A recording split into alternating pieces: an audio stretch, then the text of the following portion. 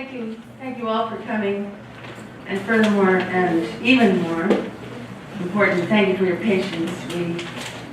We need to make some upgrades to our technical systems here, and I really apologize for making you wait.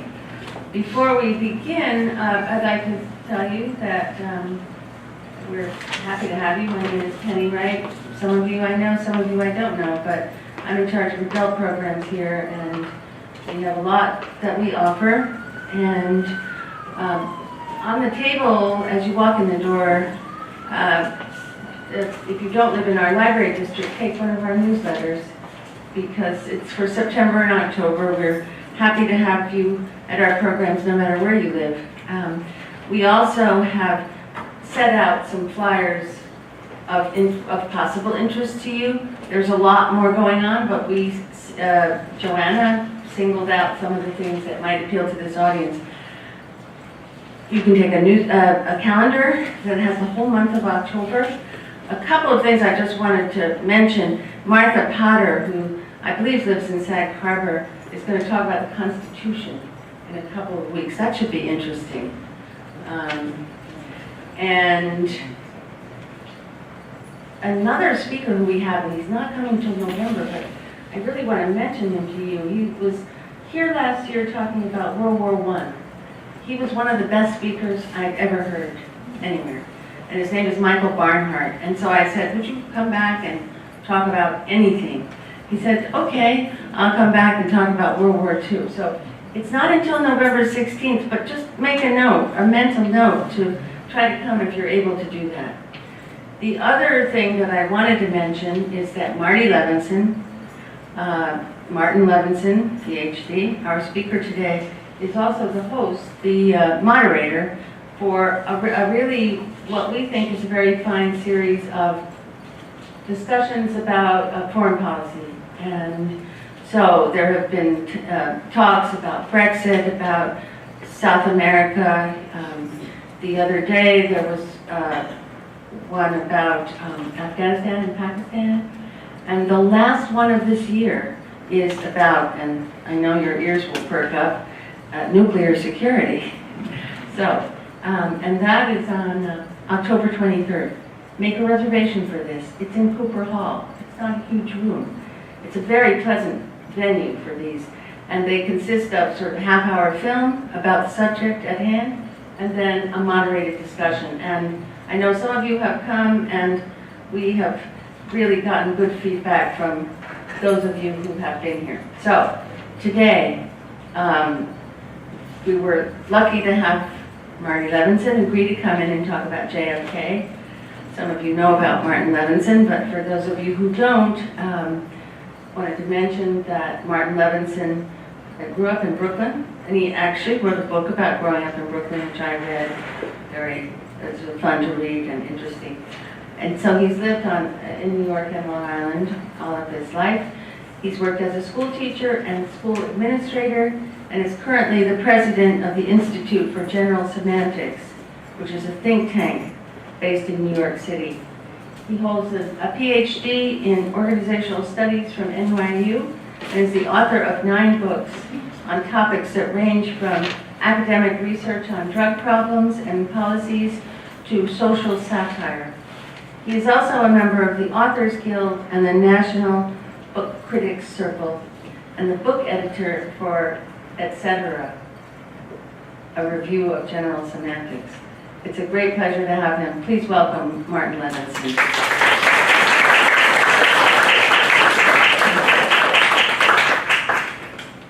Thank you, and thank you for coming here. I started to do these talks this year on JFK because this year would have been his 100th birthday. So should we all sing happy birthday to JFK? Who sang happy birthday to JFK? You'll see that later on the tape. And he thanks her for that, actually. So you'll see that later in the tape. But in any event, this is the 100th birthday, and you see I'm wearing my Kennedy for president. Yeah, and I think perhaps most people in this room would like to see Kennedy come back, perhaps as president, but who knows. In any event, he has a wonderful library. You know, presidents get libraries after they leave office. And Kennedy's library is, of course, in Boston. How many of you have been to the Kennedy Library? Okay, good. If you haven't, it's a terrific place to go. And I highly recommend going there. Okay, so let's get started with the lecture. We're going to talk for a while, questions. Perhaps before the questions, we'll show you a little bit of this DVD I have. It's from the American Experience, which is a PBS series. I can't show the whole 2 discs. It'll be more than a couple hours. But it's a library, so you can, of course, ask for the American Experience. If they don't have it here, I'm sure you can get it. And you'll see Kennedy and others in that period of time. Okay, so let's begin. Kennedy was the son of Joseph Kennedy. Was a wealthy, determined man, wanted his success for how many children? 9. That's right. At any event, he was a poor boy growing up, but he got into banking in the 20s. In the 30s, he got into what was prohibition, so he brought in illegal liquor, and became well known, was very rich. FDR appointed him to head the SEC, the Security and Exchange Commission. They regulate the stock market. And the headline of the Washington Post when he was appointed was, "Good appointment because it takes a thief to know a thief." It's a dig. In any event, he also was appointed by FDR to be ambassador to London, to England rather, because the office was London. And so he went to England and he told the British, you know, you really ought to capitulate to Herr Hitler because Germany is going to prevail. Which, by the way, was a sentiment that many people felt in the 1930s. You know, Lindbergh, lots of isolationists in this country. The one person who really stood out against that was Winston Churchill. And eventually he was proven right. He would come back and run the British Empire, run England in the war. In any event, so he had 9 children. He was an ambitious fellow. He wanted himself to go into politics, but after coming out for Hitler, that was kind of off the table. But he said, okay, his sons. Well, he had 9 children, so the eldest son was Joe, and he was grooming Joe to get into politics. But sadly, with the war, the sons enlisted. Joe joined the Navy, eventually flew in the Air Force, and was killed. And so, obviously, he couldn't succeed in going into politics, so the mantle then went to JFK. JFK was an interesting child. He was very sick growing up, and actually fairly sick as an adult. You know, when you saw JFK, he looked like a pretty healthy guy. Always had a tan. Went down to Florida a lot, like our current president. Tan, on the water, boatsman, was in the war, commanded. You'd think he was a healthy person, but he wasn't. He had Addison's disease, which we got cortisone for that. Very bad back. As a matter of fact, he had a back operation during the 1950s that looked like he wasn't going to live. A priest came in to administer last rites, but in fact he pulled through.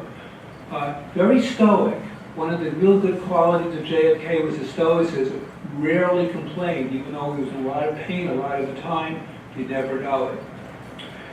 In any event, he grew up, he went to an Ivy League school and had a thesis. His thesis title was Why England Slept, which was why during the 30s they didn't realize what was going on. And that thesis was made into a book.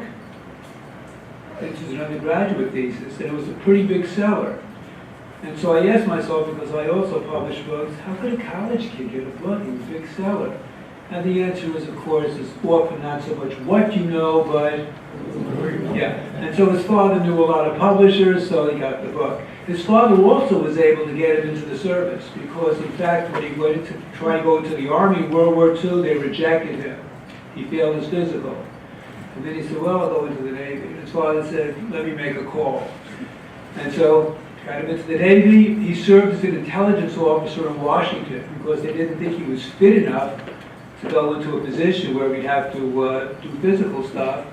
But his father made the call, and then he became the commander of PT-109. Everyone knows that, right?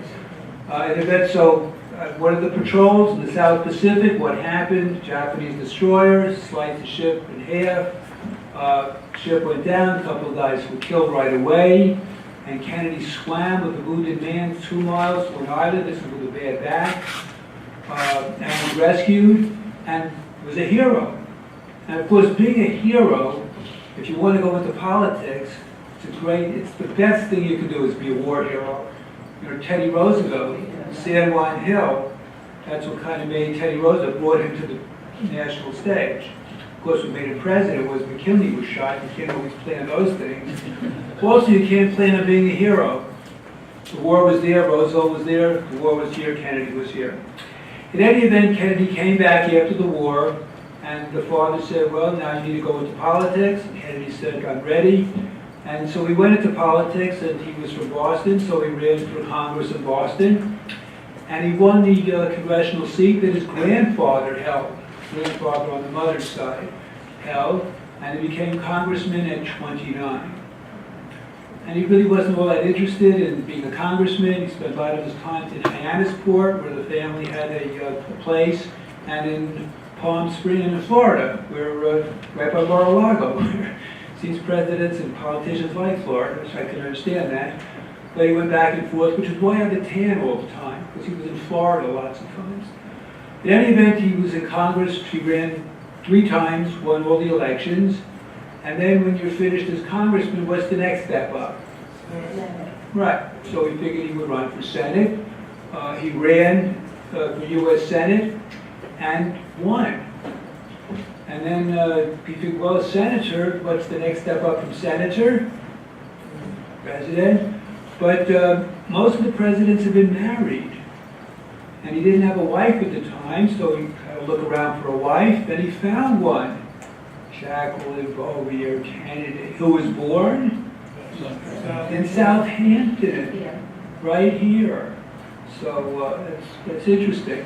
And I think the family had a place out in East Hampton, right? If you want to do questions and answers, maybe I don't know about some of this stuff, you can tell us if you know about what happened in East Hampton, or new people out in East Hampton, etc. But in any event, so he married Jacqueline Kennedy, and they were considered, you know, the magical, both young, good-looking, smart, I mean, the perfect political couple. And so during that time, before actually he ran for president, he had the back operation, he was out of commission for a while, and he was a smart guy, and he had an idea to write a book.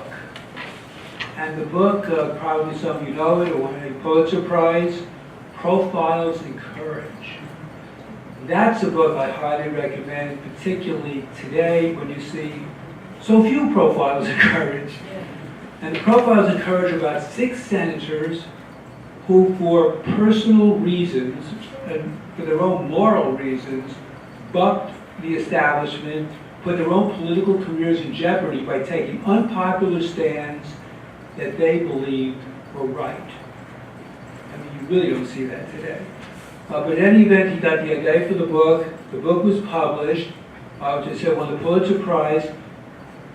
Many people feel he didn't write the book, including me. But that's okay in a sense, because many books that are come out on bestsellers lists that you see that are published, this book by this famous person, or that book by that famous person, they're really not writing the book. They're sort of ghosting the book, or they're sending it to a ghostwriter who writes the book and then look it over. So anyway, the person who probably wrote the book was Kennedy's aide, Ted Sorensen, who to his dying day denied doing it. He said, no, I helped him with it, but Kennedy had the final say. Okay. So, but that's fine. I mean, he still had the idea and he looked it over. In any event, the book was out, and in 1956, Kennedy decided, you know what, I'll see if I can become the vice presidential candidate on the Democratic ticket. And in fact, he ran with, who was the presidential candidate that year? Adlai Stevenson, right? That was a suicide mission, in the sense that he was running against Eisenhower, and nobody could have beaten Eisenhower.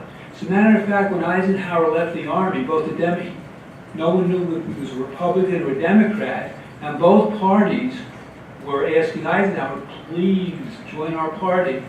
And Eisenhower thought about it for a few years, blew with the Republicans. The Democrats knew they were doomed in terms of whoever they would put up against. But Stevenson ran. Kennedy tried to become the vice presidential candidate. Didn't get on the ticket that year. Who did get on the ticket? Kiefer.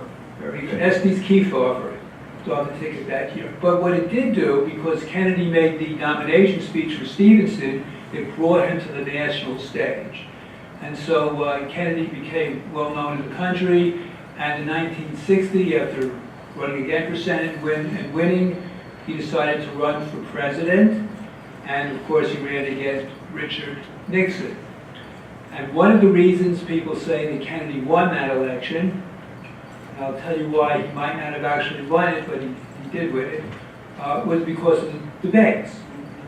And if people watch the debates, most people who watch the debates, when they question them and they ask who won the debate, if you watched it on television, if they watched it, people would say Kennedy. And if they listened to the debates on radio, a lot of the polls showed that the people thought Nixon won. So you could argue that this was sort of the first president in the age of television. Of course, today, I would argue Trump is the first truly TV president. But back then, this was the first presidential debate on TV. Kennedy looked great on TV. He had just come up from Florida. He was tanned, well-rested. He wore a dark suit, which played well on the camera. Now, when they asked Kennedy, you know, there's the makeup room in the back before you go on TV, and they said to Kennedy, well, do you want some makeup? And Kennedy, who looked great, said no.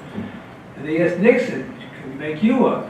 And Nixon, who had just come out of the hospital, and who also was exhausted and was feeling sick and looked terrible, said, if Kennedy doesn't want makeup, I won't have makeup either. No, no makeup. I was wearing a light gray suit, which didn't look good on TV. So basically, Kennedy looked great, nice and relaxed. Nixon looked terrible. And TV is about how you look, not what you say, as has been proven many times since. But in any event, Kennedy did win that debate, and did win the election, which, by the way, won by the smallest amount of votes in any presidential candidate. He won by 113,000 votes. He won by less than 10,000 votes in Illinois. And as Trump would say, some people say, but actually many people say, that he actually lost in Illinois, but in Chicago, because it was run by the Democrats, by Daley, and in fact, that was a rigged election down there. And there's been a lot of controversy about that. No one has proven it, and Nixon did not appeal it afterwards, which actually I think is to his credit, because many in the Republican Party were saying, you know what, we should make a big deal of this election, because, you know, if we could get Illinois, you'd win the election, you know, it would be a big deal. But Nixon didn't do it and lost, but he always had a grudge, which I think is reasonable.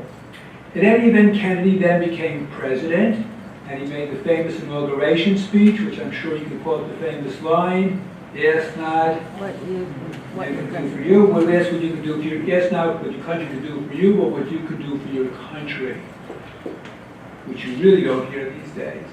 But in any event, one of the first things he did in the first 100 days, you know, he signed executive orders, and one of the first executive orders was to create the Peace Corps, which hadn't existed before that. And the Peace Corps, of course, you could join, get sent away to another country for a year or two, and bring American values to other countries.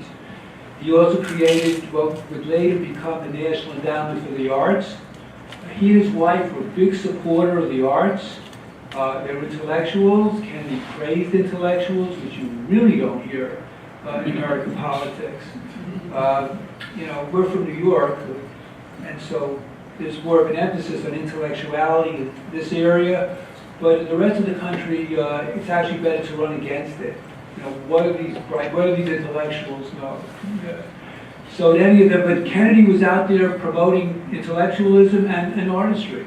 So that was something different. So in any event, he comes into office, he appoints as Attorney General his brother, Robert Kennedy, which, you know, looks bad, but he felt that he could trust his brother. He wasn't sure about the other cabinet members, and he figured if anything went wrong in the cabinet, Robert would tell him. And so Robert was the Attorney General, an interesting fellow who then, of course, later ran for president on his own. Sadly, he was assassinated also. Kennedy, by the way, people think as a liberal, and he was in a certain sense, but not in all senses. Actually, in economics, he was somewhat fiscally conservative. He was for tax cuts, and he wasn't for a lot of spending. And he wasn't big on civil rights. He was pushed into civil rights by conditions and by his brother. But he wasn't a person who really was naturally for civil rights, which is understandable, because back then the South was not, of course it is today, Republican, but back then the South was Democrat. And if you wanted to win the South, you wouldn't be for civil rights, because the South was, the whites voted in the South. There were very few blacks voted in the South. They did a good job of suppression back then. And so what happened is you really didn't want to come out with civil rights, because if you did, you were going to lose the South. Which Lyndon Johnson, by the way, knew when the Civil Rights Bill in the 1960s was passed. He said to the one of the signers, as he signed the Civil Rights Bill, he said, well, there goes the South. And it was. It went from Democrat to Republican right after the Civil Rights Bill was signed. So in any event, he was not that liberal a person, but he was a very popular president. In terms of, they talked about these job approval ratings. His job approval rating during the time he was president was around 70%. It's the highest of any president since those ratings have been taken, which is interesting. I'll also tell you, as a matter of fact, in terms of where he ranks on presidential ratings, they do these academics do ratings where presidents stand. And you can imagine who the first few are, typically Washington, Lincoln, Jefferson, FDR, Teddy Roosevelt, those are easy. But Kennedy, on one of the most prestigious polls, which is the C-SPAN poll, 2017 C-SPAN poll, number 8. Shocker. George W. Bush was 33. So I thought it was high, but actually, everyone is different. But actually, who knows where you'll wind up, because you move up and down these scales. Right now, actually, Eisenhower seems to be moving up a bit, and Andrew Johnson seems to be moving down a bit. I follow these scales, so you don't know. But Kennedy's always rated pretty high, even though he only served less than 1,000 days and did not get that much accomplished legislatively. I mean, he had big plans, but in terms of what he accomplished as president during the time he was president, not all that much.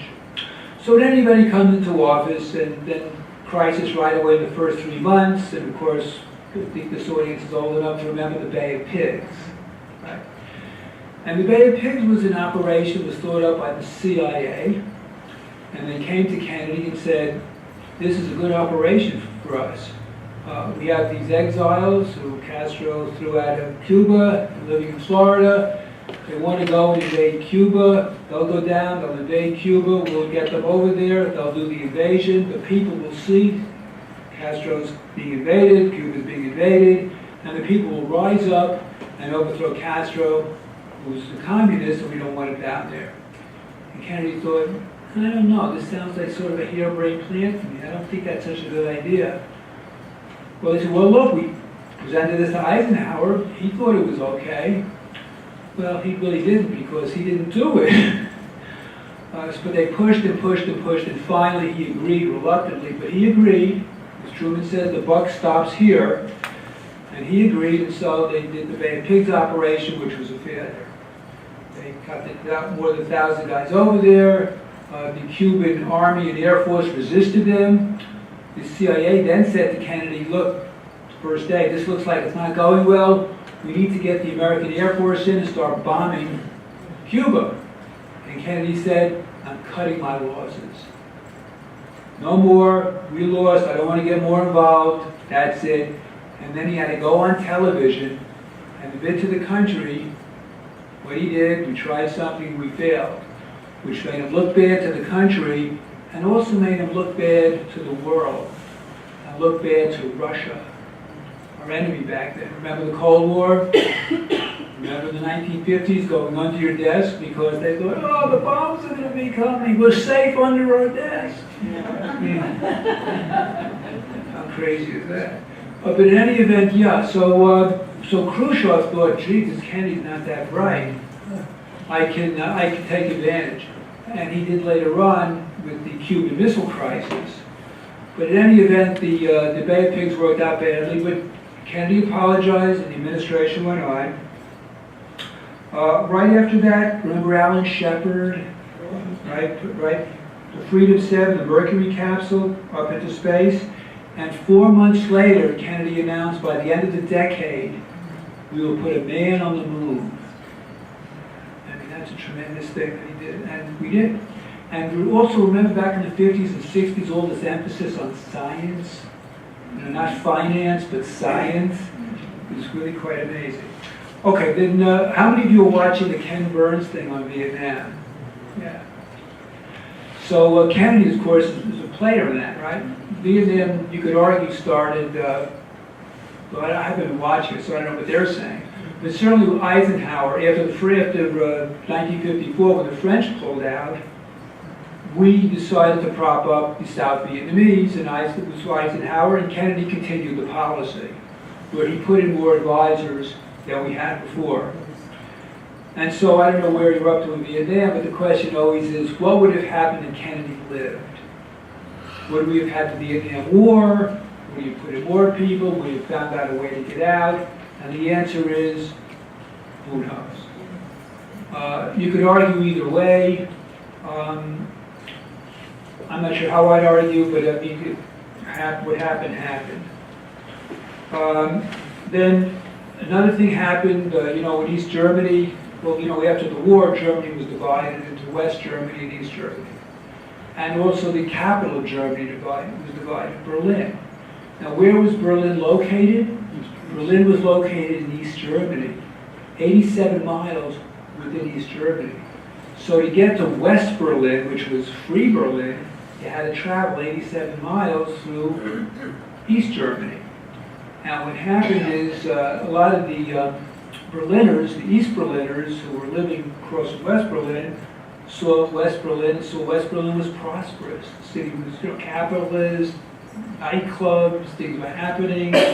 East Berlin was just dreary, bad economy, And so a lot of the younger people particularly thought, wow, the future isn't in East Berlin, it's in West Berlin. So a lot of people would sort of go into West Berlin and stay there. And so Khrushchev told the president of East Germany, you need to put up a wall. And so in fact they put up a wall between East Berlin and West Berlin to keep the East Berlin, the walls, to keep East Berliners from going to West Berlin. And Kennedy went over there later and made a very famous speech to the East Berliners to show that we're going to support, no matter whatever happens, we're going to support the West Berliners. And so what was that famous line? Ich bin Berliner, I am a Berliner. And so that was great for morale. It made Kennedy very popular in Europe. He was popular already. By the way, well, you know about the Berlin airlift that Truman actually conducted, where they tried to shut off Berlin at one point, and we flew supplies into Berlin. So Berlin was going to be important. But Kennedy sort of told the Berliners, we were on your side. Okay, so then that brings us to the next crisis, which is the Cuban Missile Crisis. And how many of you were living through the Cuban Missile Crisis? And how many of you were scared during the Cuban Missile Crisis? How many of you were petrified during the Cuban Missile Crisis? That's big. I mean, I thought for sure they were going to nuke New York. I mean, it was a no-brainer. I mean, Khrushchev was not going to back down. And it was really, it's interesting how history repeats itself. Well, it doesn't really repeat itself. Actually, the statement that Mark Twain said was history doesn't repeat itself, but it often rhymes. So it's close, but it doesn't really repeat itself. And so you could argue today with what Trump's doing with the fellow in North Korea, this sort of, he's ginning up a crisis. I mean, this was a real crisis in the sense that what the Russians did after the Bay of Pigs was they thought that Kennedy could be, to use the vernacular, played. And so what the Russians did is they put nuclear missiles in Cuba. Now we found out about it because we were flying spy planes over Cuba, and we felt we couldn't have these missiles 90 miles off the border of Florida. So we were saying to the Russians, you got to get the missiles out, and Khrushchev was saying, I don't think so. And then Kennedy came up with the idea of a blockade. And then the question was, what was going to happen with the blockade? Would the Russians accept the blockade or go to war? And if it was a war, would it be a nuclear war? And so there were these back-channel dealings between Kennedy and Khrushchev, and they worked out a deal. And the deal was that Khrushchev would take the missiles out of Cuba, but we would take missiles that we had out of Turkey, which we had missiles in Turkey that were facing Russia. But Kennedy didn't want it to look like a deal to the public. So we told Khrushchev, this is the deal between us, but I'm not going to announce it to the public now. But take my word for it, we'll do it. And Khrushchev took his word for it and pulled the missiles out. And Kennedy was a man of his word. We did eventually pull the missiles out of Turkey. So it was quite a thing, that crisis. And then, of course, the last part of the talk, and the saddest part, of course, was on November 22nd. Kennedy was assassinated in Dallas, a flight that many people felt he shouldn't have taken. Many of his advisors were saying, don't go down to Dallas. You don't need to, and it's too dangerous.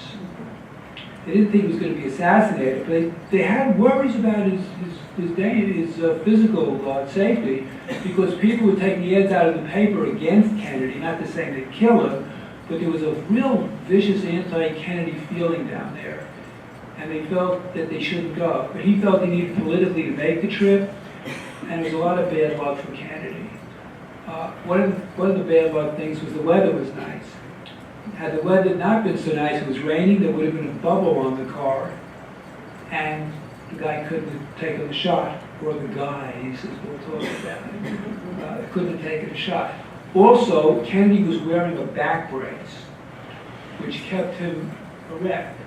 So there were two shots, and the first shot that hit Kennedy, if he wasn't wearing the back brace, many people say that he would have fallen this way, and the shot that killed him wouldn't have been a shot that killed him. But because of the back brace, when he was hit by the first shot, he stayed erect, so the second shot was an easy shot to make for a marksman, hit him in the head and basically killed him. So that was another bad break. In any event, he was shot. To this day, a majority of the country do not feel that Lee Harvey Oswald was the sole killer. And there are more than 1,000 books talking about talking about the Kennedy assassination. If you're retired and want to do a book, it could be 1,001. And it might be popular because people always seem to be interested in this topic. Maybe it's the idea of conspiracies, maybe because so many people know about Kennedy, but it's a popular topic. Of course, there was a Warren Commission. They said Oswald did it, Texas Book Depository. But then other people said, well, the government just wanted to whitewash it. They didn't want to tell the truth. It was really the communists did it, or gangsters did it, or anti-Catholics did it, or who knows what did it. But in any event, that's what happened, and Kennedy died. Johnson became president, and although Kennedy had tried to do the civil rights, I should just mention civil rights. Kennedy, as I said, was not a big fan of civil rights, but with the protests in the South, he was sort of forced into it. And he went into it reluctantly. One of the people that pushed him into it was his brother, Bobby, who was much stronger for civil rights than JFK, and said it's the right thing to do. You need to send troops down there to integrate these schools. You can't let these racists win. And JFK was coming around to that position, but he still couldn't get a civil rights bill passed. Johnson got it passed because when Kennedy died, the sentiment in the country was so pro-Kennedy that the civil rights bill passed. Had Kennedy not been assassinated, I don't know that that bill would have passed. So that's some of it. What I want to do is show you, maybe I'll even show you. I'm going to answer some questions. We have some time. I'll show you a bit of the video. Do you have any questions or comments? Yes. Yeah, it's not well known, but the Jupiter missiles that were in Turkey were actually put there under Kennedy. That was part of the response to Cuba. Those missiles going to Turkey, so that kind of provoked things too. That's right. And actually, when you think about it, what right did we have to put missiles in Turkey? Facing Russia. So that's a good point. Let me show a bit of the video because I think it's interesting. What I'll show you, as I say, this is a long disc, but I think it's always good to see the people that I'm talking about and see some of the things. So let me just show you like 10 minutes of this video. Keep our fingers crossed. Yeah.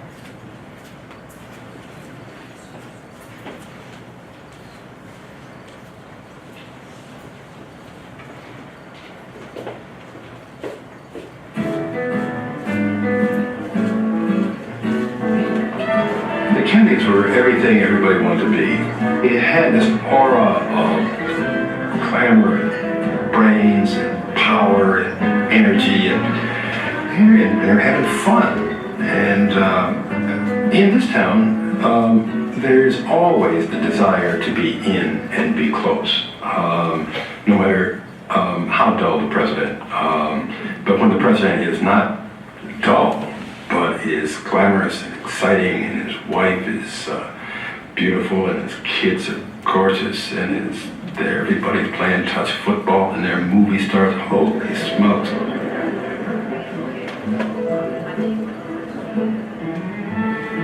Both Jack and Jackie had an enormous sense of their own presence. And it's almost as if they both created this image of this handsome couple, attractive, well-clothed, well-mannered, funny, that was partly true, but partly not true at the same time. When Jackie was courting Jack, it probably was exciting to see how much he liked other women. But after a while, she adopted a pattern very similar to Rose's. She knew if she obsessed about it every day, it would destroy herself and destroy the marriage. So she became Jackie Kennedy, something quite apart from Jack Kennedy. Je pense toujours à la première marole de mère et de femme. Es un honor para mí el estar hoy entre un grupo de los hombres más valientes del mundo. Mr. Kennedy, this is the East Room pretty much as Americans have known it now for 60 years. That's right. This piano was designed by Franklin Roosevelt, and this is the end of the room where Pablo Casals played for us, where we had a portable stage built when we had the Shakespeare players. Jackie gave it real class. Jackie was the one that redecorated the White House. Jackie was the one that was responsible for all the very fine entertainment. And Jack was not quite like that himself.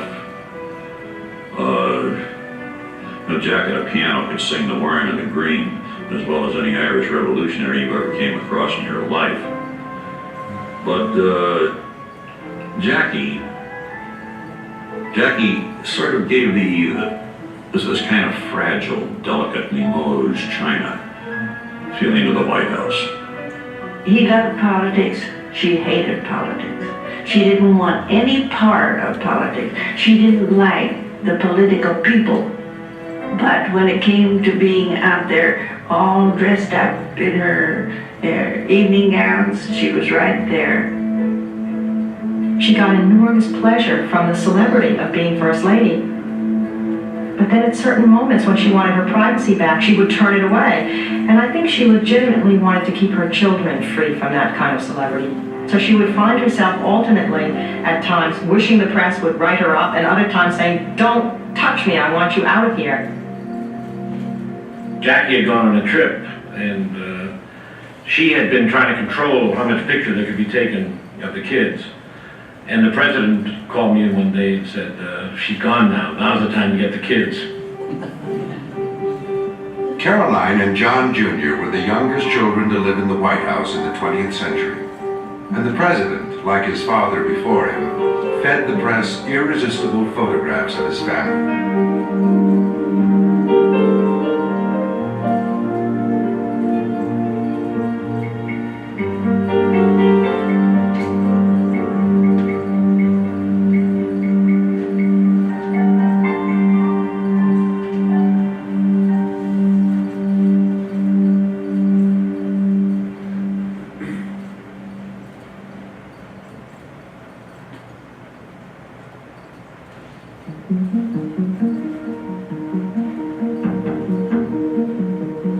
The Kennedys were clearly making their own rules so that Bobby Kennedy could be Attorney General. No one would ever dream of appointing his brother to the cabinet. But Jack did it, and he could get away with it. And then there was the other brother they had to take care of. Ted Kennedy turned 30 in February 1962, now old enough to run for his brother's old Senate seat. But when Edward McCormick, nephew of the Speaker of the House, challenged Kennedy's right to the nomination, the president sent Ted to ask Tip O'Neill to intercede. He said, gee, he said, I don't want to run against Eddie. He says, he says, it's not good for the party, it's not good for the relationships in Washington. And he said, I'll pay, we understand that he owes $100,000. We'll take care of his expenses. My father will see that he gets a good client. He said, anything that he's interested in, he said, he can have. He said, an ambassadorship or something of that nature. And I listened to the story, and I went back and told John McCormick. And John talked to Eddie, and I talked to Eddie. And Eddie made the decision that he was going to run anyway. The Kennedys failed to buy off McCormick. And when Ted was challenged to a televised debate, the president feared his inexperienced younger brother might give in to his emotions if attacked. I remember sitting in the Oval Office being peppered by questions by my brother and by a couple of his aides, which was quite intimidating, certainly, to say the least, but I was being asked by the master. The president had Ted rehearse his responses and warned him to stay calm, no matter what McCormick said. If his name was Edward Moore, with his qualifications, your qualifications fit. If it was Edward Moore, your candidacy would be a joke. If nobody's left.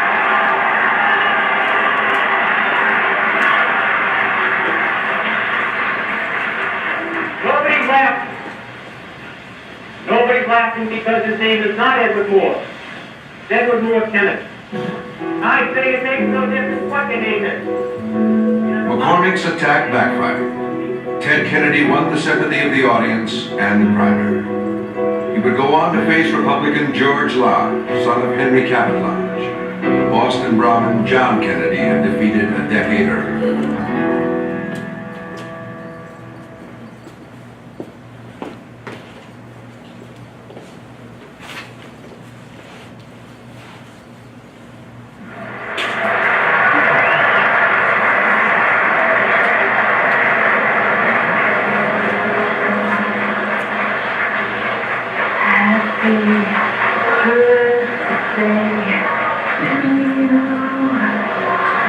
Happy birthday.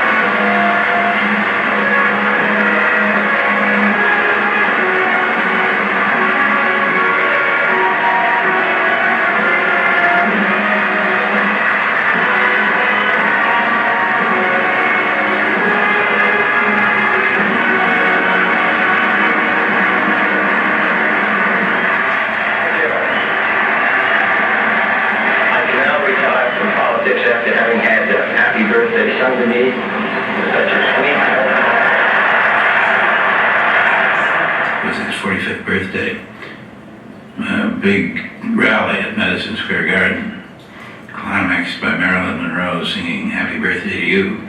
Afterwards, Arthur Krim, who was a film producer, gave a small party in his apartment on the East Side, where the president came. Robert Kennedy came, a number of other people, and Marilyn Monroe came. People have always made such a great to-do over Maryland's associations with the Kennedys. I have never believed they're very deep, actually. Maybe there were plenty of associations. There were some I could have put my finger on. But in that family, there had been no traditions of monogamy. There was plenty of talk about Kennedy womanizing, and the talk was just universal. In those days, however, there was a sort of an understanding in the press that a responsible, conscientious journalist would not write about anybody's private life. Everyone in the press really loved him, and he worked them like an entertainer works a room, and he really did. He used them every single minute, so that they were very hesitant to dwell into his private life or to write about it. But he was a tremendous risk taker. Jack felt that he could do as he pleased, and he did as he pleased.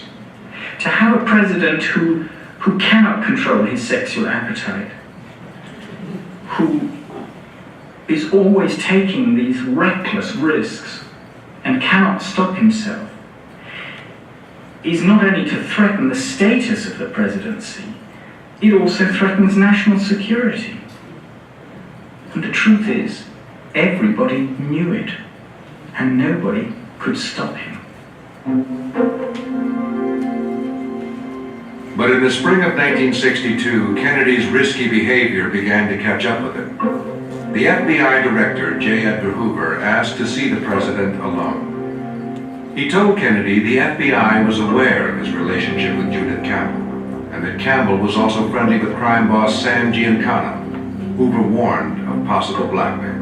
Jack called me after the meeting. First he asked me to come back to Washington, and I said no, and that I couldn't. And then he said, go to my mother's and call him. And that's when he told me, he said, my phone probably wasn't safe.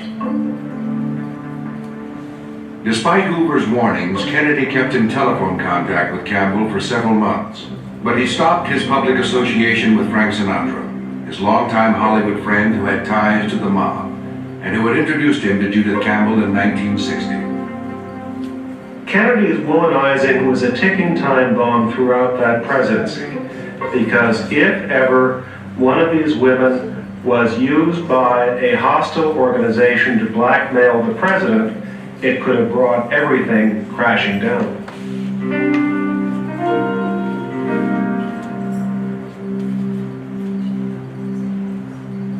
Scene 1A, take 1, coffee with Kennedy at Hyannisport.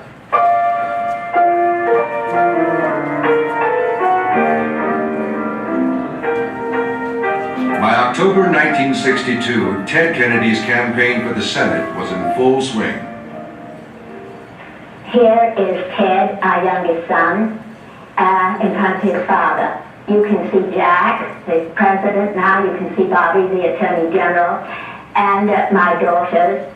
On either side, of course, are the papal guards. I thought with all these spiritual advantages, Ted might grow up and be a priest, or even a bishop. But he met a beautiful blonde one night, and so that was the end of my ambition in that direction. Hello, Tara, how are you, dear? Have you got your book to read to Grandma this morning? But as Rose Kennedy campaigned for her youngest son, her second son was facing the most serious crisis of the entire Cold War era.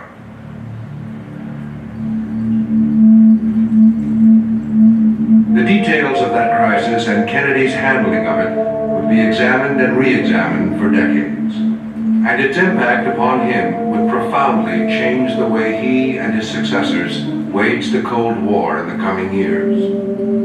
On October 16th, Kennedy was shown photographs taken by a U-2 spy plane. The Soviets were secretly building bases in Cuba for nuclear missiles, capable of striking New York, Chicago, Washington. The Bay of Pigs and Kennedy's continuing secret campaign to overthrow Castro had convinced Soviet Premier Khrushchev another American invasion of Cuba was imminent. So Khrushchev came to the conclusion that the only way to save Cuba was to install there several Soviet missiles which would deter a potential American invasion. But to Kennedy, Soviet missiles so close to the United States were intolerable. They would have to be removed. The question was how to do it without provoking nuclear war. Kennedy secretly assembled a group of seasoned counselors from inside and outside his administration.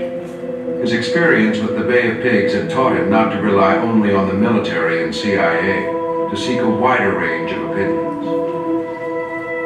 But most advisors initially favored a military response. Those of us who had had previous experience with the Soviet Union were all in favor of a quick attack at first. Robert Kennedy took a different approach. He said that this would be a terrible thing in the world because this would be an unprovoked assault and a lot of other people would get killed that were not necessarily the Soviets that were putting up the bases. Bobby was very eloquent. He said, I do not want my brother to be the Tojo of American history. I do not want us, the United States, to pull a Pearl Harbor. He wanted us to be tough and all that, but not to strike without warning or so on and so forth. For 6 days, as Kennedy's advisors argued in secret over what should be done about the missiles, the president did his best to act as if nothing unusual were happening. For the election of a distinguished governor, Mike now, who recognizes the problems of this state and country and wants to do something about it. Even the president's press secretary was unaware of the missile crisis when Kennedy instructed him to tell the press he had a cold and would return to Washington. And we headed out of the hotel, went to the airport, got on the plane, and about halfway through the flight, I found myself alone in the president's cabin with him. I said, Mr. President, you don't have a cold. There's something else going on. He said, you bet there's something else going on. And he said, when you find out, grab your balls. Good evening, my fellow citizens. This government, as promised, has maintained the closest surveillance of the Soviet military buildup on the island of Cuba. Kennedy revealed the crisis to the world on October 22nd and declared a naval blockade of Cuba to remain in force until the missiles were removed. The Kennedys had resisted pressure from the military to bomb the missile sites. They would give the Soviet premier the opportunity to withdraw peacefully, but no one knew what Khrushchev would do. The nation braced for the possibility of nuclear war. I remember there being a discussion at home with my father about whether or not we should be moved. There was a bunker under Camp David where there was room for us. But there were two considerations that I remember my father articulating at that time. One was that we shouldn't be moved because it would cause other people to panic if we were moved out of Washington. And the other one was that if there were a nuclear war, none of us would want to be around afterwards anyway. In the end, both sides pulled back from confrontation. Khrushchev agreed to withdraw the missiles in exchange for Kennedy's public pledge not to invade Cuba, and his private promise to remove American missiles from Turkish bases near the Soviet border. The gravest crisis of the Cold War was over. Kennedy had shown a blend of toughness and diplomatic skill scarcely imaginable when he first took office. But he also recognized how close the world had come to disaster, how large a part luck had played in its survival. You know, it's absolutely crazy. He says, the two men sitting on opposite sides of the world have the power to destroy all of Western civilization. And it was really at that point, I think that was the turning point of Kennedy's presidency. Kennedy moved to reduce the possibility of future confrontation. In the ensuing months, he negotiated the first arms agreement of the nuclear age, installed the first direct communication link to the Soviet Premier, and at American University in June 1963, called for a new era of tolerance. Let us re-examine our attitude towards the Soviet Union. No government or social system is so evil that its people must be considered as lacking in virtue. For in the final analysis, our most basic common link is that we all inhabit this small planet. We all breathe the same air. We all cherish our children's future. And we are all mortal.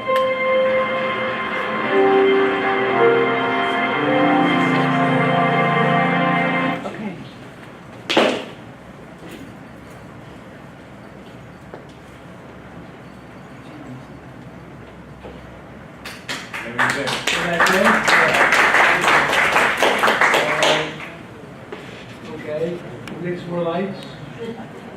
Just so yeah, that's pretty good. So I advise that you could get the rest of this, so get the business, just do it. Okay, so we have the time for maybe a couple of questions. Do I see any questions?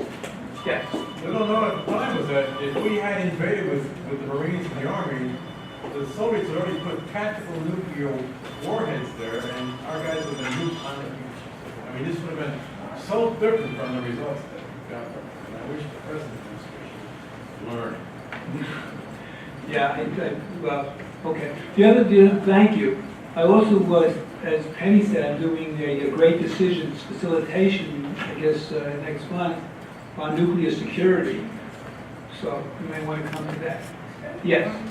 I don't know if it was in this documentary or the Vietnam War, but I thought it says that Kennedy was actually planning to eventually end the involvement there, but he wouldn't dare do it until after the election when he had been reelected. Right. Well, yeah, I think that's right. Well, we don't know for sure whether he would have ended the involvement. I don't think anyone knows that for sure. He made conflicting statements. He certainly could have done it before the election, because the re-election probably he would have had to keep saying we need to be in Vietnam. After the election, no one knows really what he would have done. Was it all his done to create the fiction that he was going to withdraw? Because you see that in the movie JFK. Yeah, well, I think that's right. He created the fiction of this executive order. Well, I can't remember the exact thing, but he did, yeah, there was no executive order when we were withdrawn. That definitely is a fiction. Yes. Okay, so thank you. You've been a great audience. I look forward to you.